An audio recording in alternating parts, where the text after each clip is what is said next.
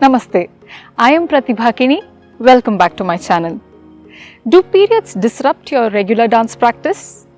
Do you want to know what exercises and foods help you during periods and hence your dance practice? Then this video is definitely for you. As many of you requested, I have made a playlist called a video sequence guide to help you plan your workouts. Do read the description of the playlist where I have explained elaborately. Should you need more guidance, do attend my strength and training and yoga workshops which I conduct every month. Also, admissions are open for online Bharatanatyam classes with different batches for different time zones. You will find the details regarding the workshops and dance classes on my stories, community posts on YouTube and also on my Instagram handle. Do check it out.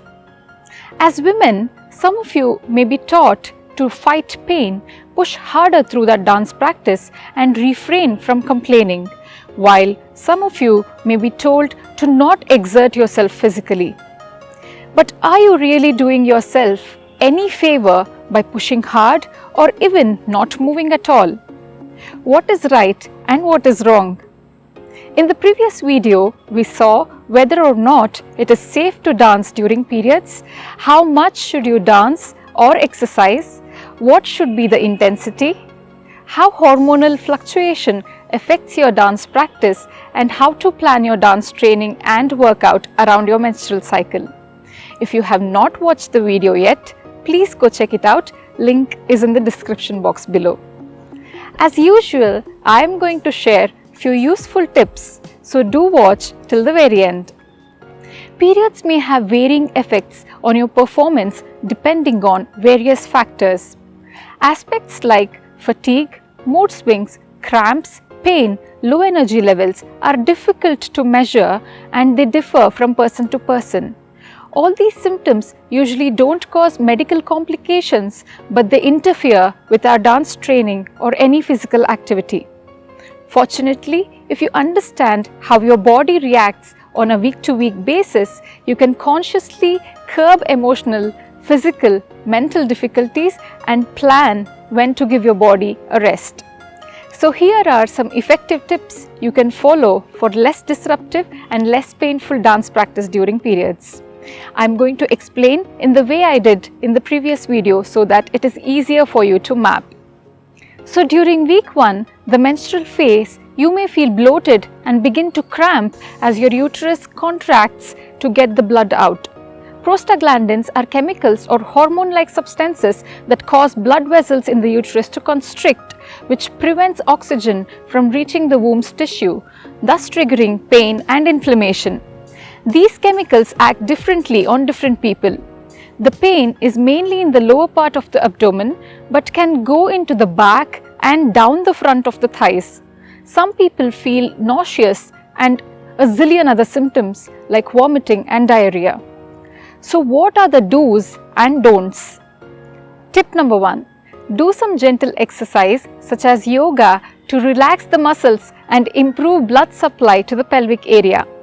I am someone who suffers from very bad period cramps and I swear by these asanas. They are my lifesavers. You might also want to give them a try.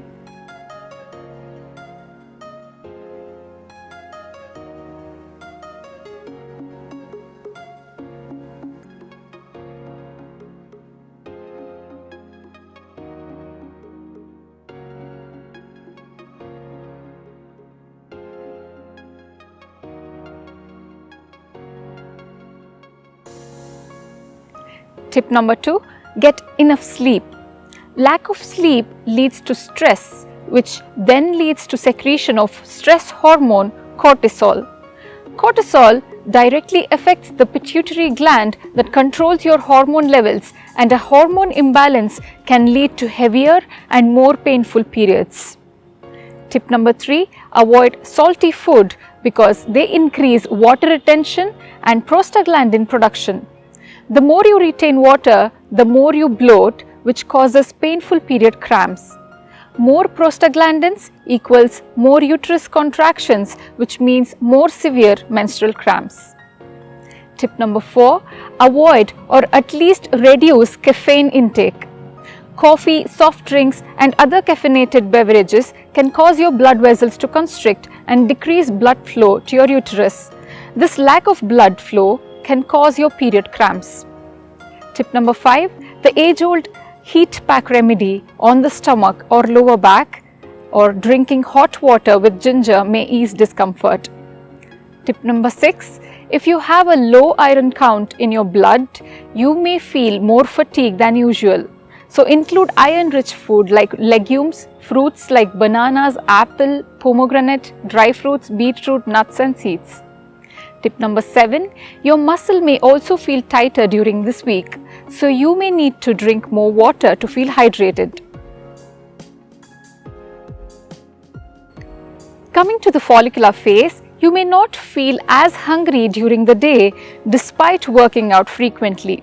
But if you increase your activity during this phase, as mentioned in the previous video, you need to make sure to provide good nutrition to your body. Estrogen has been studied to alter the fuel metabolism and hamper pre-exercise carbohydrate storage. Researchers suggest that we should concentrate on carb loading a day before and during exercise, especially in the late follicular phase and ovulation phase. This is to say, include a little more carbohydrates in your meal before your workout or dance practice if you're planning long practice sessions. Something like eating oats or a chapati or banana are examples. Try to incorporate foods that will process estrogen, like sprouted and fermented foods, example buttermilk, curd, lassi, yogurt and sprouts. Coming to the ovulation phase. At the beginning of the phase, you may be less hungry as estrogen can suppress appetite. So concentrate on maintaining healthy diet. High estrogen can cause anxiety and shortness of breath in some women. So practice self-care habits like slow breathing techniques such as Bhramari or humming bee breath, Anulom Vilom or alternate nostril breathing, Ujjayi or victorious breath and deep breathing. Also meditation, journaling, massaging your body will help your mental, physical and emotional health during this time and keep you relaxed. With your estrogen at an all-time high, you should eat foods that support your liver. Focus on anti-inflammatory foods like whole fruits, vegetables and almonds. They pack incredible health benefits which are known to have an impact on your hormones. Coming to luteal phase, this is the time when symptoms of premenstrual syndromes or PMS will begin to show up. You may experience headaches, bloating and fatigue. You may feel more nervous, anxious or emotionally sensitive. You may also experience mood swings. All these symptoms are normal, caused by the low levels of estrogen in your body. However, they are a bigger hurdle for dancers since we cannot stop training. Luckily, exercise can help increase your mood and decrease many of your symptoms during this week. If you feel fatigued, eat small meals and snacks often. Processing a little food stimulates the metabolism and gives you an energy boost. Eating healthy complex carbohydrates and lean protein within a couple of hours of dance practice or workout helps as it results in increased energy levels and quicker recovery. You might want to focus on magnesium-rich foods that fight fatigue like dark chocolate, spinach and pumpkin seeds. Estrogen and progesterone both surge and then fall during this period. Eat foods that will produce serotonin like leafy greens, nuts and seeds, milk, pineapple to boost your mood. During this phase, your metabolism peaks and so your appetite and cravings.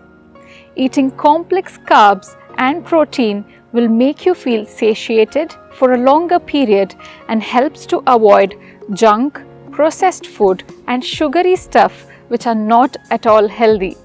Surround yourself with foods naturally high in sugar and fat like fruits, nuts, whole grains, yogurt and so on. These foods release the same pleasure response in the brain as the processed and packaged foods you might be craving.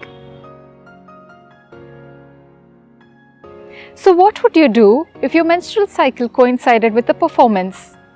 Would you miss the show? Or would you pop a pill and show the drowsy self to your audience? That is why it becomes important to track your periods. A well-planned diet, dance training and exercise program around your menstrual cycle will avoid burnout and keeps you mindful every single day to your body's needs, allowing you to work with your cycle more efficiently. You're better prepared mentally to handle factors like mood swings, cramps and fatigue on your performance day, and even otherwise it is worth thinking about since these hormonal changes are happening in your body regardless of whether you have a performance or not. So start by tracking your menstrual cycle. Circle the first and last days of your period on your calendar and count the days between the first days of 2 consecutive periods to determine cycle length. Or you might choose to use an app. By doing this, you will surely achieve better health, make better progress with dance training and workouts. Remember, every individual's body is different. Before you begin making lifestyle changes, learn your own personal pattern. Give yourself the power to know what's going on in your own body. Pay attention to how your body is responding to these changes. In turn, your body will thank you for the attention and care you're giving it. That's all I had for today. I hope today's video was useful and you will make necessary changes to your diet and dance training according to your cycle. Let me know in the comments how you liked the video and please share it with all the girls and ladies out there if you think they will benefit from this. Give me a thumbs up, click that like button and be sure to subscribe to my channel to not miss out on the useful content I post every Saturday at 7 p.m. Thank you so much for watching and I will see you next week.